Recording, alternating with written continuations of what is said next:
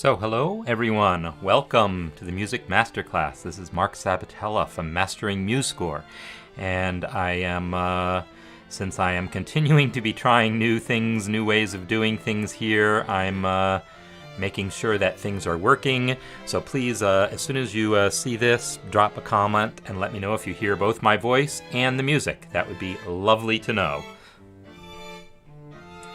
So hello everyone, welcome. Yes. I hear it on my phone, so that's a good sign. Very good sign. All right, cool.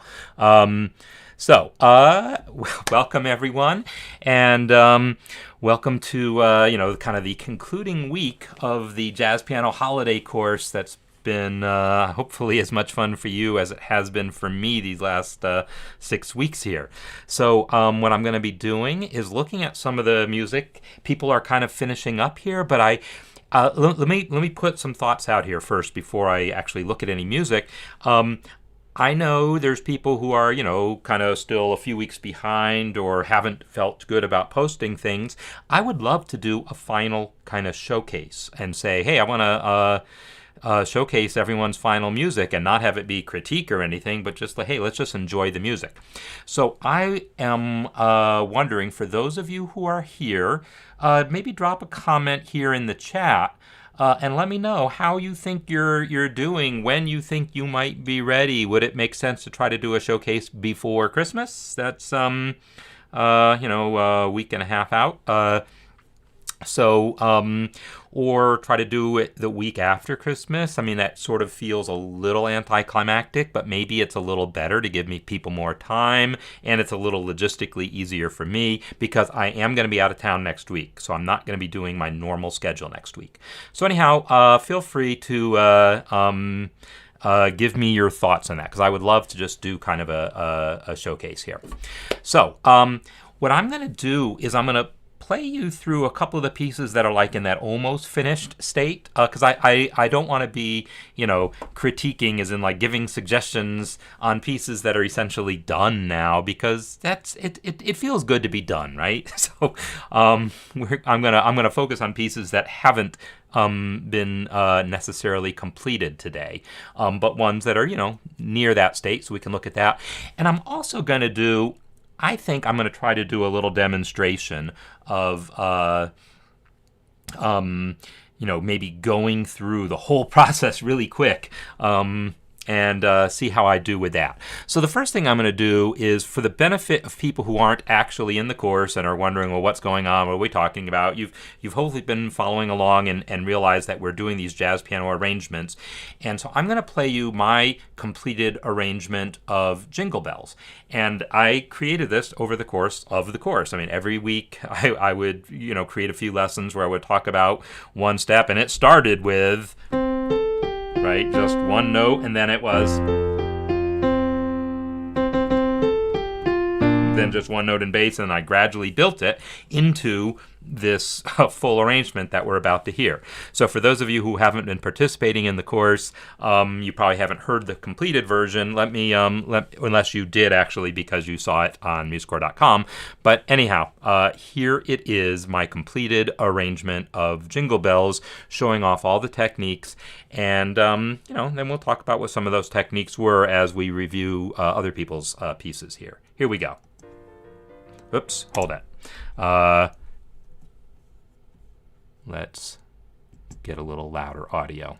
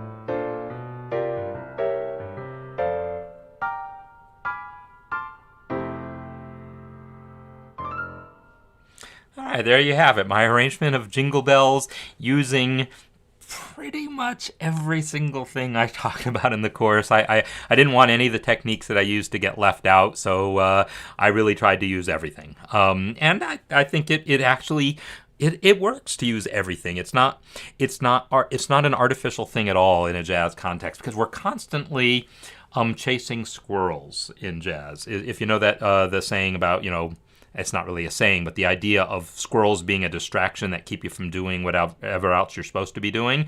The dog is like supposed to be doing this other thing, but oh, look, squirrel, right? So that's jazz, though. We are constantly about improvising some idea and then hearing some other idea in our head, or some accident we just played or whatever that gives us a new idea for a new squirrel to chase for a little while, and then we chase that squirrel for a little bit. So that idea of chasing squirrels is a big part of what jazz is about, and it does tend to create arrangements that use all these different little techniques and things. So it's pretty typical that a jazz arrangement isn't going to just stick to like one technique, but it is going to have this kind of mishmash of different things. So thanks. I do see some comments coming in here about some stuff here. So good. Thanks for the comments. And yeah, more comments on how what people are thinking as far as when they're going to be wrapping things up and when it might make sense to try to do a showcase. I will love to see the comments.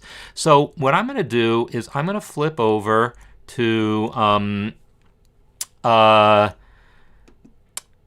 the community here, and in particular, I'm going to go grab a couple of pieces that I think will be interesting to look at.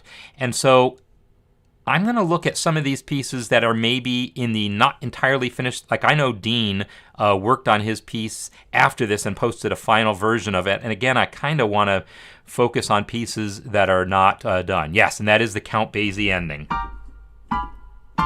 And that ending, by the way, I mentioned in the lesson that it's got all these different variations, but that's the basic form of it. I played it as a 4-voice thing, just as a 3-voice though, without the 5th on those chords. Without the 5th on the G minor, without the 5th on the G sharp diminished, and without a 6th on the F in first inversion. Those would be pretty typical. So I'm going to load in a few different scores here of that are in that, kind of getting close to the end, but maybe not totally there yet stage, and just talk about some of the things that are in them. So this computer is no faster than other computers at when I'm streaming.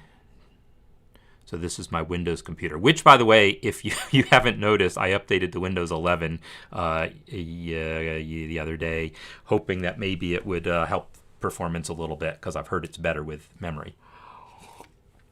So this is Graham's version of God Rest Ye Merry Gentlemen as it existed a couple days ago, December 15th. Today is the 16th. So this is a yesterday version, and so I don't know if there's been changes since then, but I think it's the most recent one that you've got up there, Graham. And if you've got a more recent one, let me know. But let's hear this thing.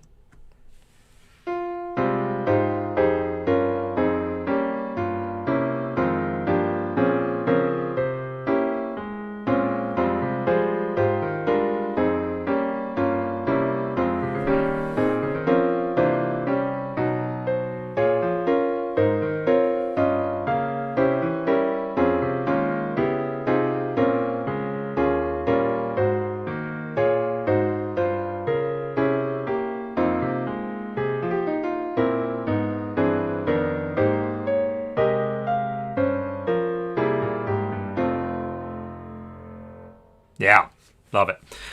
So yes, this piece as Graham has been arranging it, has it's a lot of people's pieces have started in one direction and then kind of moved into a different direction, and I feel like this piece is kind of coming into its own a little bit right now because the melody is so quarter note focused. You know what I mean? Bum, bum, bum, ba, da, da, da, dum. And it is possible to do things with syncopation on that, but it does lend itself to thinking of it in that chorale type of format, where basically each chord, each note of the melody is its own chord, and to some extent that's what he's got going here, right? He's got several places where he's got multiple chords per measure, and once you decide that that's what you're going to do, now has enough of the ingredients necessary to make that path really work. So like I'm going to try to play this thing, and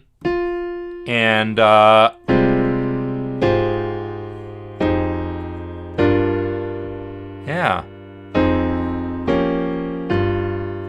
All right, so those notes are all good. I'm sitting here reading it, and yeah, this all totally works. Now, if when it comes time to think about this thing rhythmically, you decide you don't want it to be so quarter note focused, one question will be whether we want to keep all those kind of block chords that are happening in the right hand through there, or if it's going to make sense to sort of divorce them from the melody. In other words, if I start going or whatever for my melody, will I want to go, I'll play that a little slower. This is a little, oh, there it is. I could totally do that. What's happening is I'm really wanting this third beat chord to be the second beat chord. So let me talk about that for a second. This is a repeated note. And Graham, I can't remember if you're the one who asked me about that or if it was someone else, but it is definitely a thing when you have a repeated note in the melody to figure out what we're going to do with it. And so what you've done here is you voiced it in two slightly different ways, right? The voicing here, you have G, F, and E flat below the melody, and then you have A flat, G, and E flat here, so that the two voicings have the inner two notes of that right hand voicing are different, and that's good. That's what we want. We don't want to have. We generally want to avoid the just repetition of the same block chord. Why? I don't know. It's just part of the style. That's all I can say. But other things you could do with that, if you chose to, is introduce a new tonicization. So normally, I'm going to be recommending that we don't introduce a lot of new chords because it gets to be too dense. In other words, whatever chords you ended up with after a couple weeks ago are the chords you probably want to live with. But when you're doing this block chord thing, I've already talked about introducing these passing diminished chords. And I talked about that when the melody note is a non-chord tone. Well, in this case, this melody note is a chord tone, but it's the repeated note that makes me want to do something. And what I'm going to do is not make it a diminished chord, but I'm going to try to make it be a tonicization. So instead of I've got my F minor chord on beat 3, I'm going to let this be C7 on beat 2. And I feel like too much syncopation could be awkward, but a little bit could be good. So too much quarter notes makes it feel not as much like jazz as it could. And so if you're listening to your arrangement and going, well, gee, it sounds harmonically interesting, but why isn't it quite as jazzy? A lot of that's rhythm. Now, in some kinds of pieces, that's going to be fine. So we're just playing with ideas here. And again, I like to remind people, as a jazz musician, it's all about these squirrels, and I might play that first phrase once one way one time, and then the next verse do it differently, or the next time I play the song do it differently, right? So I don't need the one true answer. I want options. So I might be going, and then C7 to F minor. And I started to voice it this way with an A flat, G, and E, so that I could have kind of that flat 13 sound, but it ended up being a lot of repeated notes. Only the E moved. Now, if I go like this, now all voices are moving. The G is moving up to the A flat, the E is moving up to the G, the D flat is moving up to the E flat. And you might wonder, well, why does that matter? Who cares if all the voices are moving or not? Because it's piano and repeating fingers is good. It gives us more of a sense that stuff is happening if the voices move, and also if you do arrange it for an instrumental ensemble, having non-repeated notes helps you slur as opposed to tongue, as I've mentioned before. So anyhow, as a possibility, this might be what I would be looking at. And now, what Graham, you have on beat 4 here, and I can't remember how long that beat 4 chord has been there. What you have notated is G minor 7 flat 5. But the thing is, harmonically, I don't necessarily understand that chord. Like, why is there a 2 chord going to 1? A 5 chord going to 1 would be expected, or a little 2-5. In fact, we could, here's another thought, 4 be a 2-5. So the 1 chord, and then 2, 5, 1, right? That works too. So it could be what I did here, 1, 5, 1. And now I'll use a passing diminished chord. So that's one possibility. 1, 5, 1, passing diminished chord, 1. There's one possibility. Another possibility is 1, 1, 2, 5, 1. It's all basically just decorating the 1 chord, right? But it's finding other solutions to the everything is all diatonic here. And if you look at what you have here, it is all diatonic, right?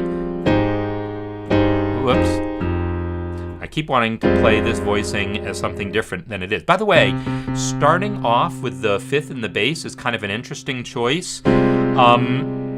And the fact that the root is in the melody makes it a kind of nice, interesting choice. Normally, I don't often do that. I usually would start off with a strong root, but I think it works here. Right, so all 5 of those chords are now completely diatonic, which, is okay. But if by getting more of that 5 chord in there, then I get to hear the E natural, or by voicing the B flat as a passing diminished chord, I get the E natural also. Did I say E natural? I meant E natural.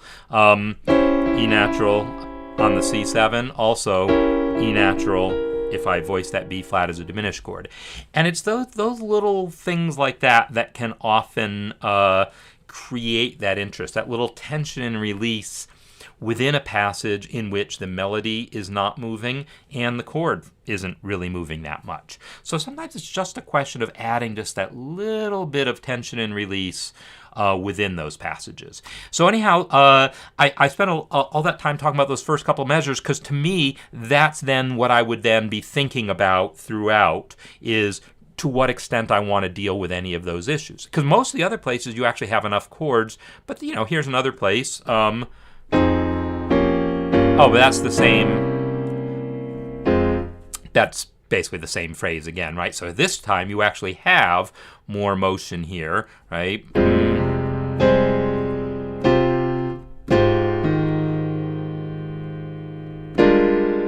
that's kind of an interesting chord there. So G minor 9. So again, I'm not sure exactly why to have a G minor chord, why to have a 2 chord going to the F minor, but it does create some interest, so I'm not gonna complain too much about it. But it gives you that D natural, which is a nice color in there. Now, if you're gonna have a G minor, here's a thought. If you're gonna have a G minor, normally we don't flat the 9ths on minor chords, but A flat is in the key, so it kind of makes you want to. But I kind of want to see what happens if I don't flat the A flat. In other words, if I change that to a G minor.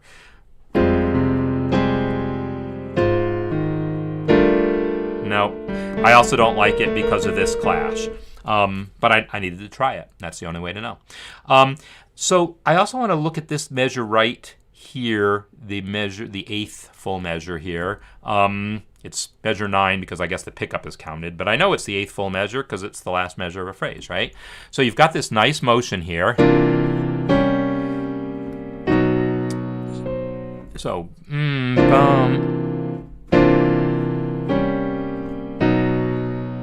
So this is really good harmonically what's happening here, the C7 and then the B7 going to the B flat minor. Really great harmonically. Voicing wise, a couple tiny little suggestions here. So one is one I've mentioned a couple times before to a couple different people. If you are going to use the fourth, don't use the third. So don't use them together. And if you do use them together, use them in this order. The fourth on the bottom, the third on top. It just generally sounds better. But I think it's actually fine to double the fourth. Some, in a classical theory text, they would tell you never to do that. But in a jazz setting, this is actually pretty common because it allows one of them to resolve up and the other to resolve down. Because that's what you're going to want. You're going to want that E to appear on beat 2. Meanwhile, that F going up to G is fine, as is going up to F sharp. That's a really common little jazz motion there.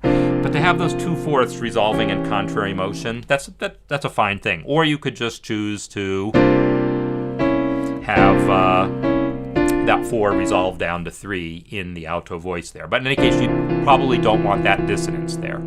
And then on this chord, this B chord here, this is a great chord. It's basically it's called a tritone substitution to set up the B flat minor. However, it's missing a 7th, and I feel it really wants the 7th. And since you have an F sharp in your right hand, maybe you don't need it in the left hand. So now this is better. So I'm going to just change that.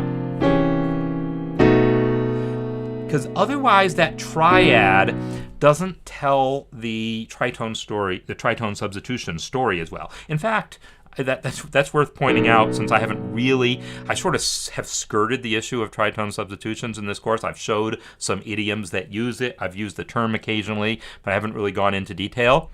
But I'll talk about it a little bit right now, because why not?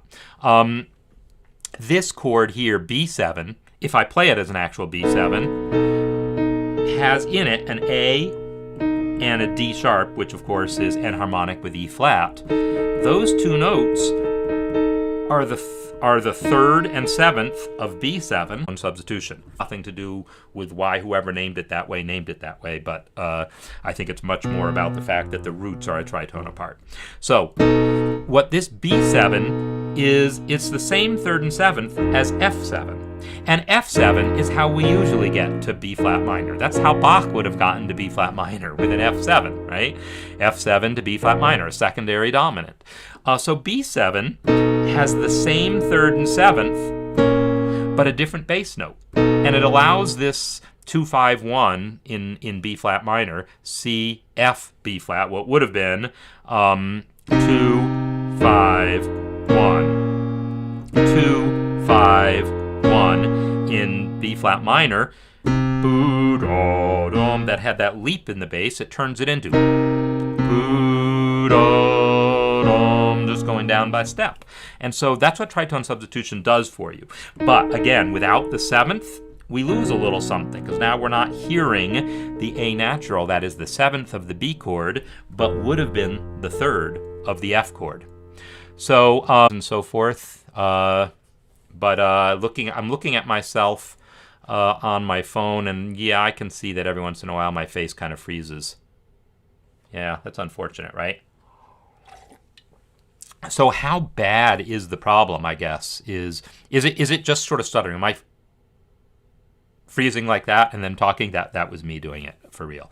But I'm guessing that I'm occasionally freezing, and then you lose a few words there, or the words come out quickly. And if so, apologize. There's a lot of power lines down here, and they're doing road work outside. Power lines down because of the windstorm I mentioned yesterday, and road work going on outside the street that has caused the internet to become. So anyhow, that was just an observation about that one measure. So yeah, and I think the piece is working great. There's a lot of really, really nice stuff in here, and the one that these patterns here, root, fifth, root, fifth, and 10th there. I sometimes call that the 5 and 10 pattern. And those of you who are old enough to remember 5 and 10 stores before they were dollar stores, that pattern with the 5 and 10 together, and then here, root, third, and instead it's the fifth and the flat 9. These are all really nice little bass patterns. They arpeggiate the chord in a way that the hand fits nicely, and it gives it a little rhythmic impetus. So those patterns are patterns I like a lot, those 5 and 10 patterns. And they could either be eighth notes like that, or just quarter notes if you've got more time to kill. Just create some motion. So yeah, sorry if there's little hiccups in here. It's just live TV. What are you gonna do? Yeah. So Woolworths is the 5 and 10 store, 5 and dime. All right, so anyhow, Graham, nice arrangement, lots of nice things going on in there. Those are just a couple little details I wanted to point out. And what I'm going to do now is I'm going to come back to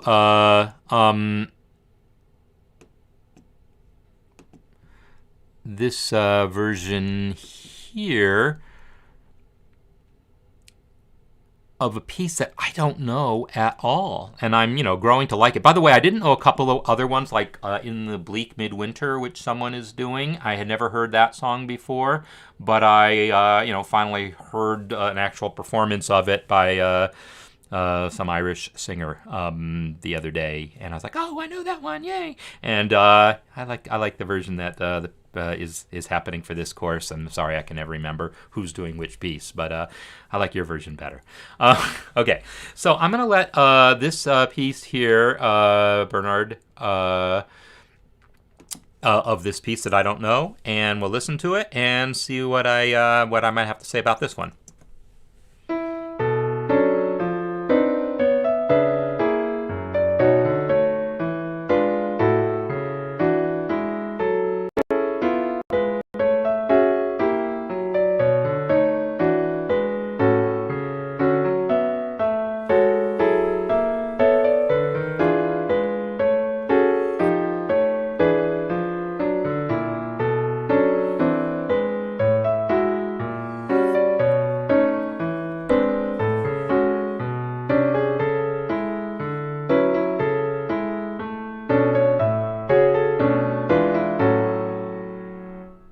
So yeah, it's a really cool piece, and the ending. I had pointed out everything I'm going to say about this I've mentioned before. Well, not everything, because I'll find new things. But this ending, I think Bernard said it comes from a totally different song, right? But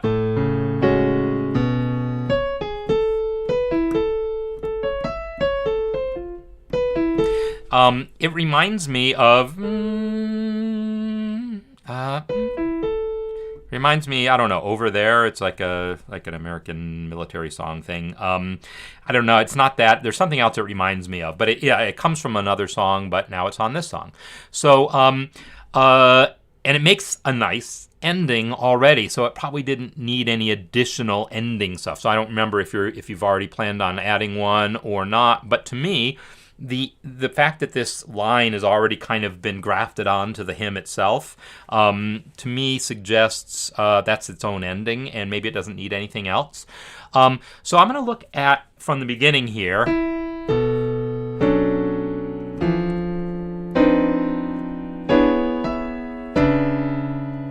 I'm playing this, I think, accurately. All right, so those are the first four measures. And so what's really interesting to me here is there's several things that are interesting to me, but I want to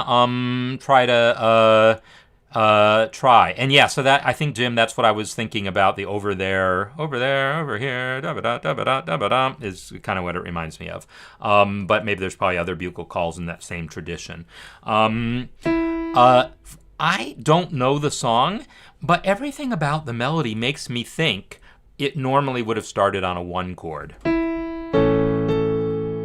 And then 3, 6, 2, 5, 1. So that's what I might have expected for the song. And then if that had been the case, then I totally could have gone 1, 4, 3, 6, which is this really typical pre-cadence that I talked about. And so that's where I might have imagined that this piece would have gone. I don't know if that's how it originally was or not with the 1 chord at the beginning, but I really like starting it with the 2 chord here. It's a really interesting choice. And so I have absolutely no issues with it. It's just it's just a nice interesting start. And now what's happening though is now I have 2 measures to get from 2 back to 2, and it's one of these kind of static progressions around 2. And so the comment that I made here is I don't understand the F7 in that context. The thing that I would have understood is if it had gone 2 and then F7 is flat 6, if it had gone to 5. So if it had done that, I would have understood that progression, and I want to try it therefore. And I say this because understanding the progression isn't necessary for me to enjoy it, because I've written all sorts of progressions I don't understand, but usually they're not trying to be tonal. If they're trying to be tonal, meaning, following conventions of how harmony usually works, if I don't understand it, very often what that means is that I missed. In other words, I heard a sound in my head and was trying to find it. I found something that got close enough, and I said, okay, I guess that one. And if that's the case, if that ever happens, and like I find a sound through trial and error and say, yeah, I guess that's the one I meant. If I can't understand what makes it work, there's a pretty good chance that I actually found the wrong song. I found something close, but not that wasn't totally it. So part of me is wondering if there's not something else going on here. But I'm also just trying to enjoy the sound for what it is. But I want to try that 5 chord, because this 2, flat 6, 5 is one of my cadences. So I want to, not my cadences, but one of the ones on the Common Idioms worksheet, the handout.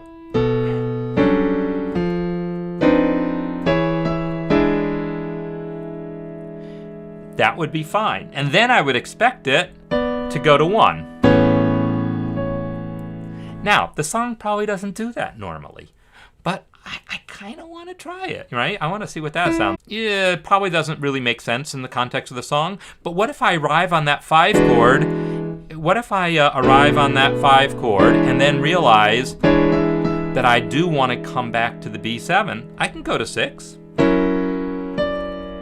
Because that F sharp is just tonicizing that B7. So I could totally do that.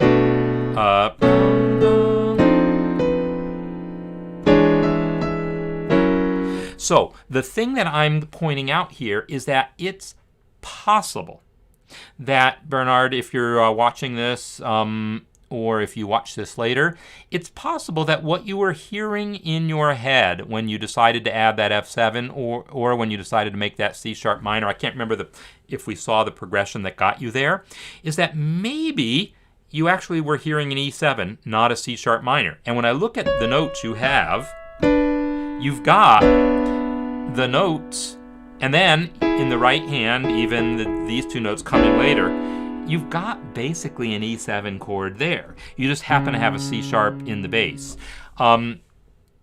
So maybe you were kind of hearing an E7. I don't know that for a fact, but that would have been that flat 6 going to 7, going to 5 would totally be a common thing. So in any case, those are just some thoughts that I had there about that harmonically. Then there's another thought that went with it. This sound here is a little bit problematic. So if we are trying to talk about a C sharp minor chord, the minor chords that have a 3rd in the melody are a little bit, well, I love the sound of them, but they have an annoying quality to them in which it's hard to find the color tone that fits underneath it. In other words, if I try to put a ninth under it, this note here, then I get this clash there. That minor ninth interval, half step plus an octave, that's like the one interval that even jazz people go, that's one we try to avoid. We love flat nines on dominant seventh chords. That sound we like. But any other interval of a minor ninth, we try to steer away from. So this sound here, the C sharp minor 7 with the third in the melody and a ninth down here creates that clash. So when we have minor seventh chords with a third in the melody, we often avoid that ninth. So trying to avoid it with a flat 9 is a possibility, but usually that's a pretty sour sound. Minor seventh chords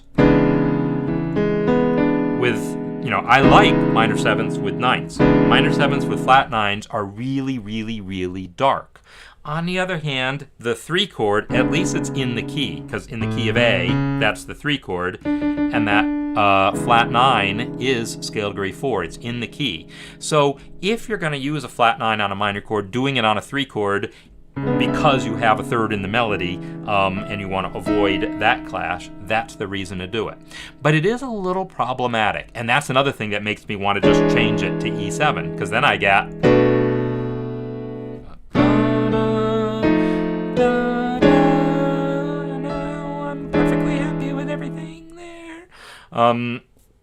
So anyhow, there was just like that note was sounding a little like, sour to me. I don't think I used that word before. But yeah, that's like a small point about one specific thing, because so much else about the piece I really enjoy.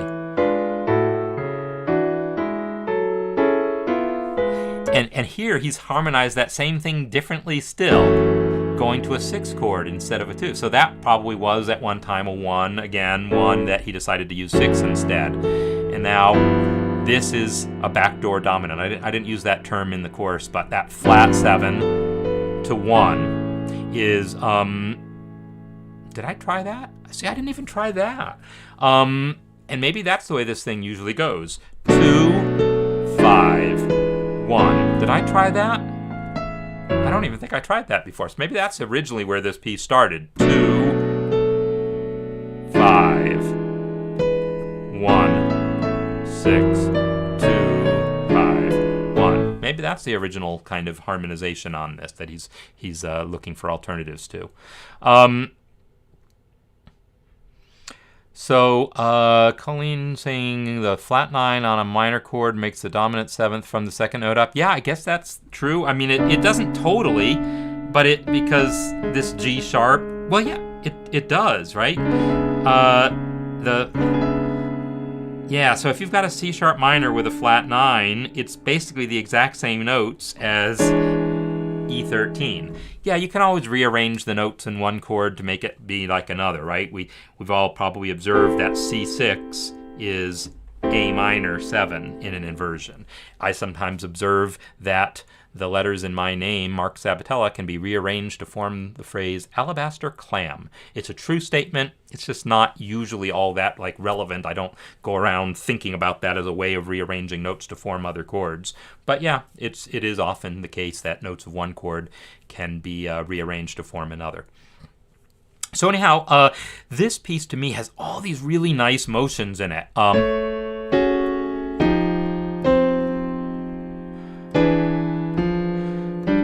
Right, so one where once we get a little more rhythmic fluidity to it, it's going to sound that much better. And this is one where I might not try to syncopate it so much as freely interpret it. In the lesson I talked about, I don't like to write out syncopations. I'd rather write out something straightforward and then kind of improvise my own interpretation of it. But just I don't want to play those notes together on beat 2. I kind of feel like this chord comes in a little early for me. And I might just play it that way without writing it that way.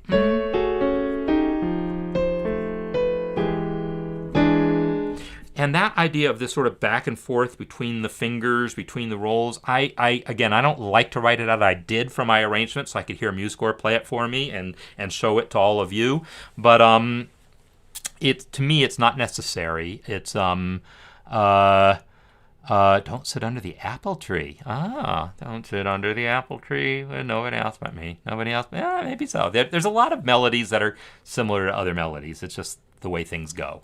It's almost inevitable. Okay, so anyhow, these were a couple of pieces that had been submitted that were close to finished, but not totally finished, because I don't want to sit here and put new thoughts into people's minds who were done with their pieces. I just want to be able to enjoy them, so we're going to do that for a showcase. What I want to do to kind of conclude here, first of all, if you have questions, feel free to ask me questions, but I'm going to go through a song and do the whole process like sped up. In other words, like I could totally take any of these songs. I'm not going to take one of the songs that you all did already, because I don't want to like take away from what you're doing by doing my own thing and say, oh, mine. But I'm going to take a song that wasn't chosen and do these things. So I remember doing that a little bit with Hark the Herald Angels Sing before, because that got suggested, but I didn't go that far with it. So what I think I'm going to do is I'm going to try that again. Hark the Herald Angels Sing.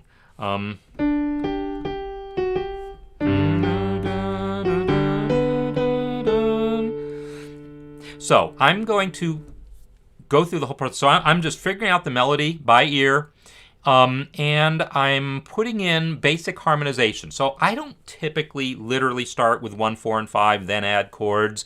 I had you all do that to make sure that we weren't throwing in random chords. But I do like to understand the basic structure of things, and that does. Now, what I normally hear is probably a 1 chord in first inversion is probably what I hear, to 4, and then something like that, right? So that's probably what I'm used to hearing there.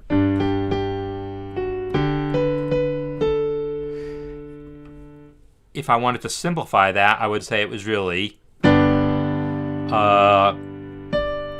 just 1. Then 5, 1, right? So it's really just 1s and 5s. So what I want to do is skip to the part where I get to think about where my phrases start and where my 2 chords are. And now maybe 2, 5. See, I'm already putting in fancy voicing stuff. Because when I'm working this stuff out, if I want to understand if a chord works, I need to hear what it's going to sound like with it really voiced. I can do a lot with just hearing bass notes. I can, but I often fill in rest of the voicing. But I specifically had you do these chorale voicings where it was just melody, bass, thirds, and sevenths. So I'm going to try to do that. And then 2, 5, and then back to 1.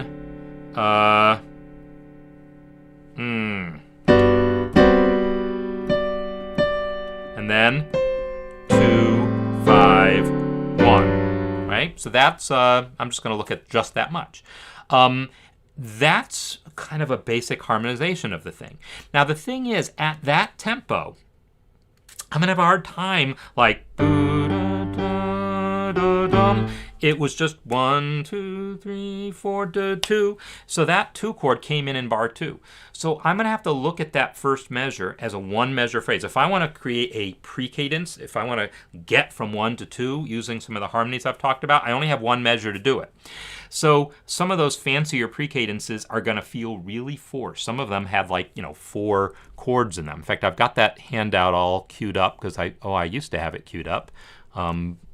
But apparently I don't now. So let's see if I have it. There we go. So in my precadences here, I have all these precadences, and let me just transpose it to G, because that's the piece that I decided I was playing it in for some reason. I guess that's the key I've most commonly encountered it in. All right, so I have all these pre-cadences here, and all these nice fancy 4-chord ones I might not use so much, but you never know.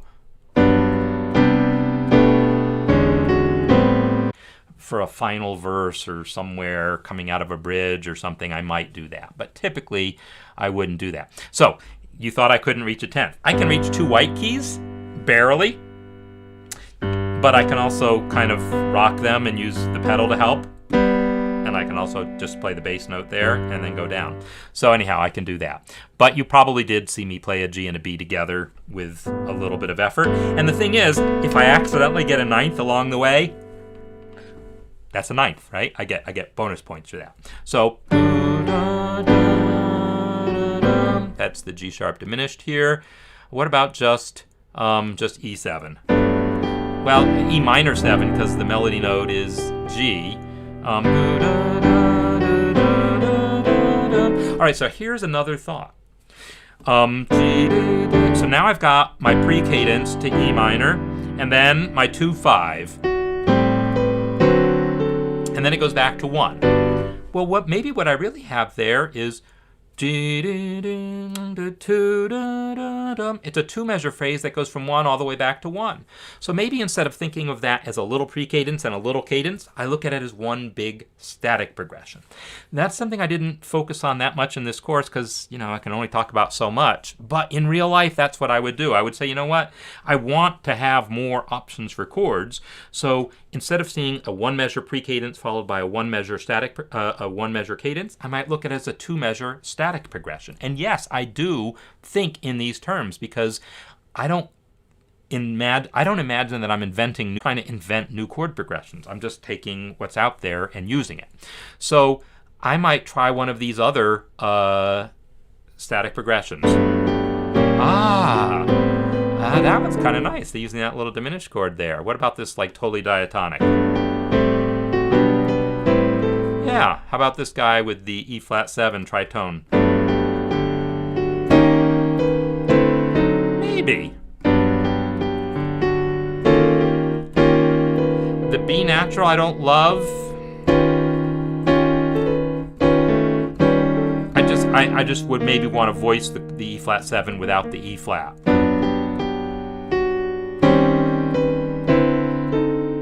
And see, I cannot play my D7 without also playing 9 to flat 9 and also 4 to 3. This is so ingrained in me that even when I'm trying to be simple, I'm going to do that stuff. What about some of these other guys?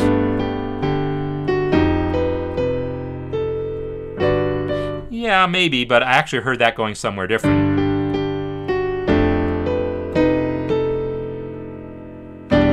I heard that going to E minor, maybe.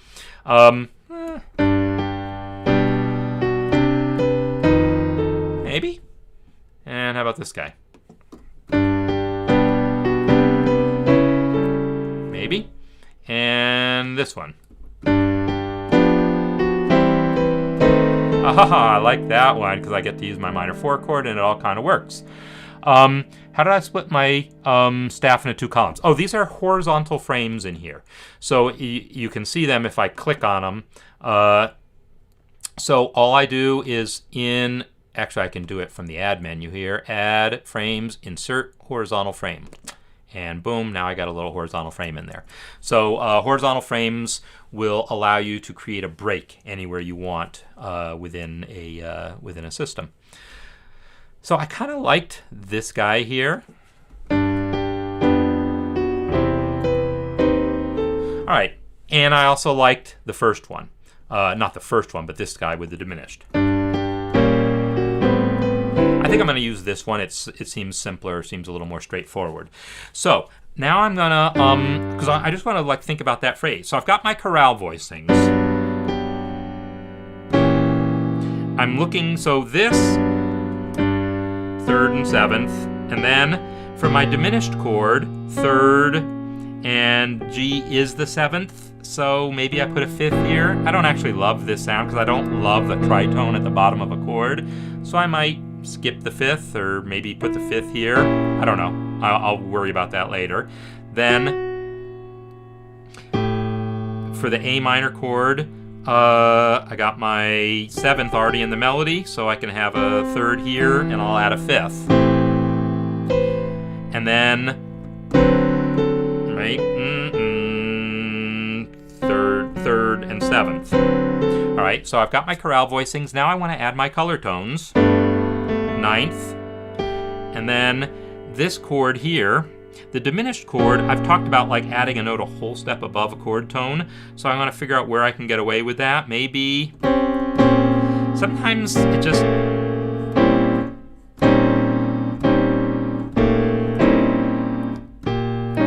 I'm not going to worry too much about that chord, but this note does kind of work here. It's crunchy, you know, I've used that word. And then I definitely want my 9th there. And then here's my 9th there. Sorry, 9th there. But I'm not going to stop there because I want to jump right ahead and think, oh, it's a 5 chord. It wants a flat 9.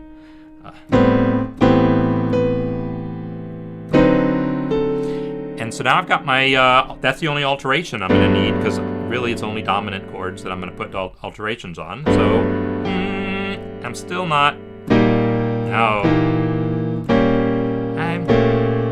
I'm still not crazy about how I'm voicing this diminished chord. It might cause me to give up on the diminished chord. I don't know. But I'm not done yet, so we'll find out. Then with the 9th, with the flat 9. Great. Now I want to add some motions to that. And of course you saw me, I did that. I jumped straight there. But I can still go through the process. Maybe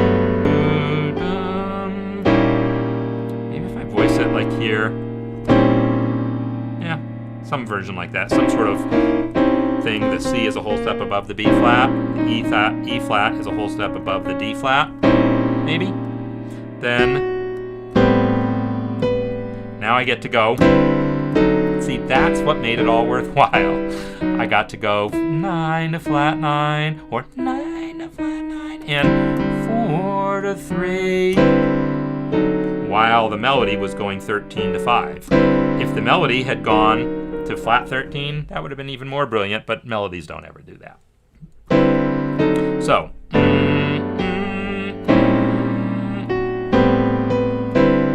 great. Now what if I wanted to voice this with some upper structures? I'm probably not gonna, I just want to go straight to the this guy here, the dominant 7th chord, and I see right off the bat a couple interesting options.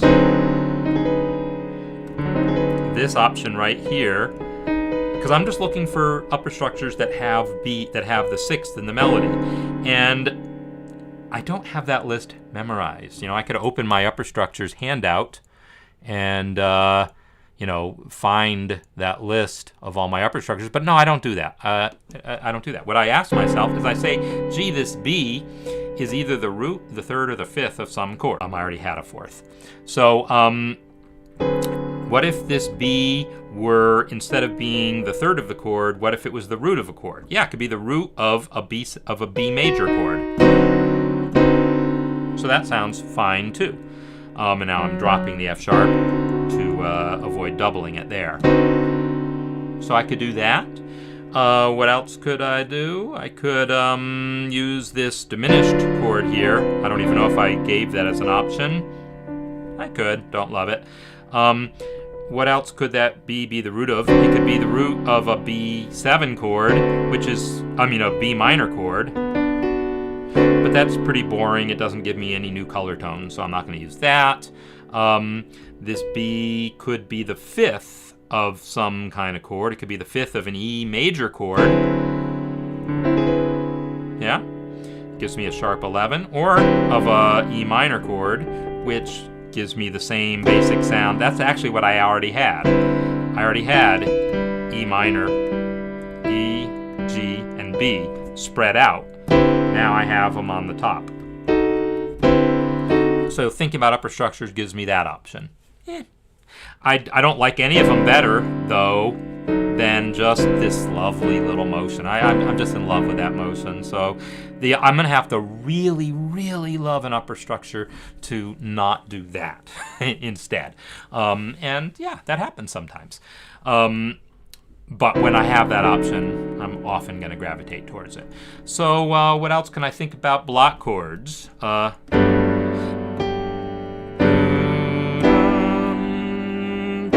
And that's essentially what this is, a block chord. Root, 3rd, 7th. And now I'm just using this substitution technique to take one of those notes and replace it with a note a whole step above. But I missed the C sharp, so I want them both. Yeah, no reason I can't do that. Then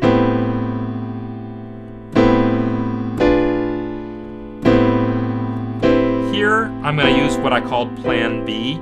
In A minor 7 with a B in the melody, I'm just going to pretend the B is an A and voice the rest of my chord down from there. And then this is already a block chord type of thing if I put it in this version. What about drop 2 voicings? Maybe that's the solution to that. Oh, yes, I finally love that diminished chord. Just voicing that one diminished chord is a drop 2. There's my diminished chord, there's the second dropped. And then I like this now.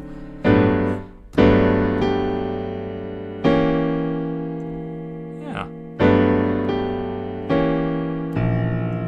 And then just reach down and play a root. And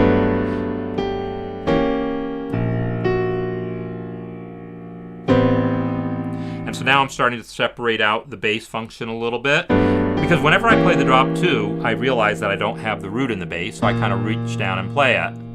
And then, so here's my A minor. And maybe I thought about voicing the F sharp in the melody. Do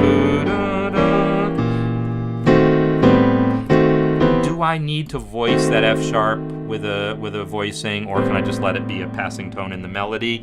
Either way, it depends on the tempo. If I'm going to play it slow enough, I might do that, but I think at the tempo the song normally goes, I'm just going to let the F sharp just be a melody note.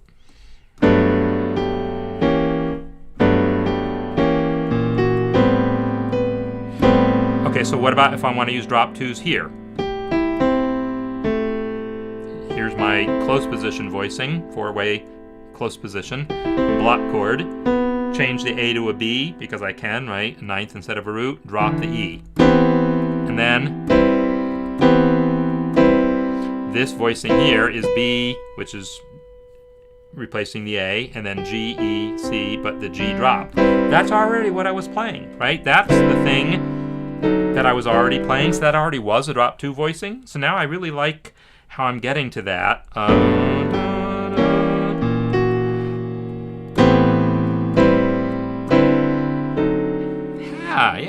Yeah.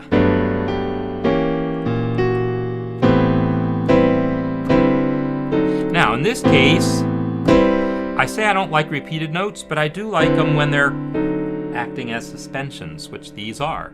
These are left over from the previous chord, and then they're all moving by step. So that's actually nice. So that's...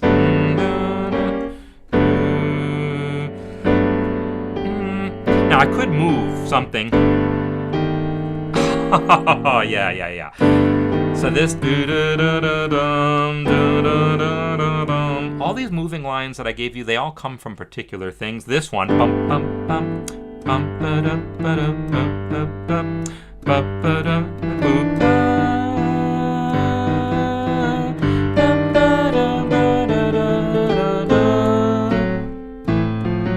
Song called Brazil, for those of you who know it or you might recognize it.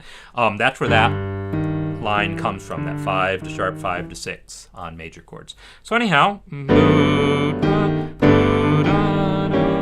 because I knew I was going to use that E anyhow as part of my drop 2 voicing on the diminished chord. So,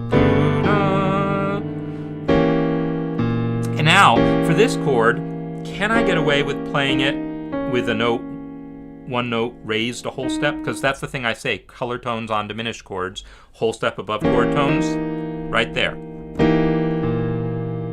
So am I going to like that? I think I don't. I like the sound on its own, but it sort of takes away from the power of that D sharp on the way up. So I think maybe, so this F sharp, I was worried about it being a little naked. Maybe just giving it a sixth underneath. So I have that going on. Yeah.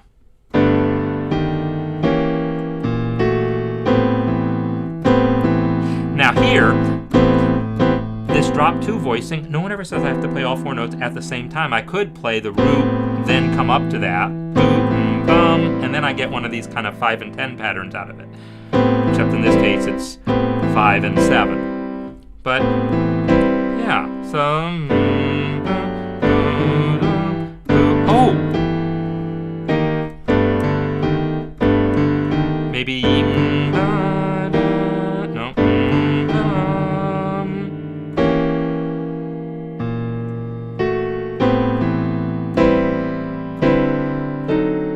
Yeah, okay. So I feel like now I've got all the motion that I need. Do I need any additional bass motion? No, I don't think so, because I've already done some. So already, just by separating this out, so I'm not just playing 2 quarter notes, I'm making it 2 eighth notes. And then go down there for the bass, maybe. Yeah, there you go. So, those 2 bars, I'm now pretty happy with what I've done, and I've gone through the entire process. I mean, I didn't obviously make an introduction or an ending, but I've done pretty much everything. And rhythmically, I've been playing it rhythmically all along. It's not doom bum bum boo dum bum ba dum. Am I playing exactly that? I don't think so.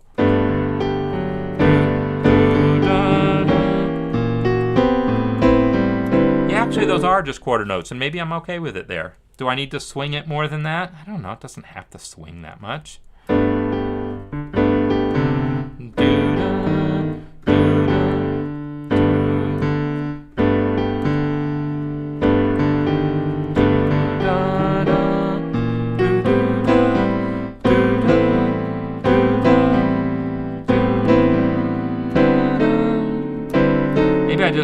Maybe I just let this part be a little syncopated. Yeah,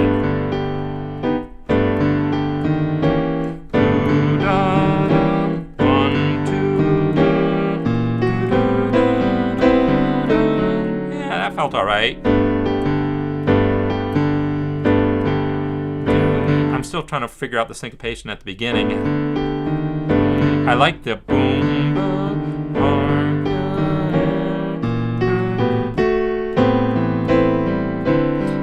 Now I'm back to quarter notes. Maybe that's all I want. I don't know. I don't have to decide, do I? I can make it up every time as I go along. I'm a jazz musician, dang it. I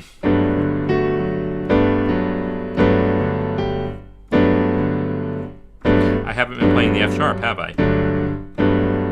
Because I got kind of wrapped up in this business. Do I need the F sharp? Maybe I don't need the F sharp.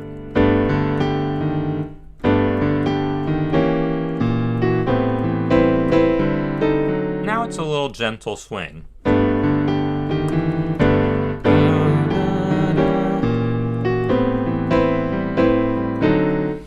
Yeah.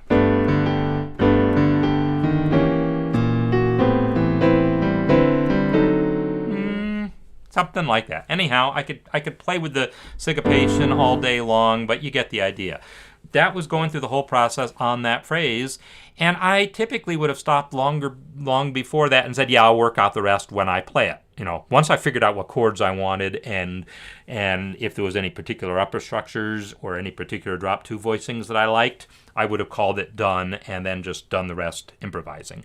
But anyhow, that gives you an idea of what it might look like for me to actually go through the process. I work out a little bit ahead of time, and then the rest is kind of improvised. So, I hope you enjoyed that little diversion into my own thought process of how it might go. Yeah, I mean, I don't typically hear a lot of syncopation on there either. Yeah, you can do it if you want. You don't have to. I mean, yeah, we get all excited by, oh, it's jazz, syncopation, but jazz can be gentle and pretty too. It doesn't need to have all that fancy syncopation stuff just to be jazz.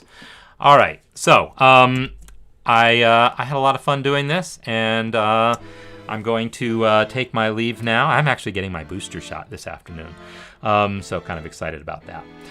And next week, I will be out of town. I will be visiting family, but I am going to try to figure out something to do with this showcase, so I definitely would encourage you to maybe leave comments in the community and let me know, when you think, I want to get a sense of what would feel good as far as giving you enough time to finish your piece, not making it be anticlimactic. What would be the right time, and then I'll try to figure out how to work it into my schedule so that I can present all of your music.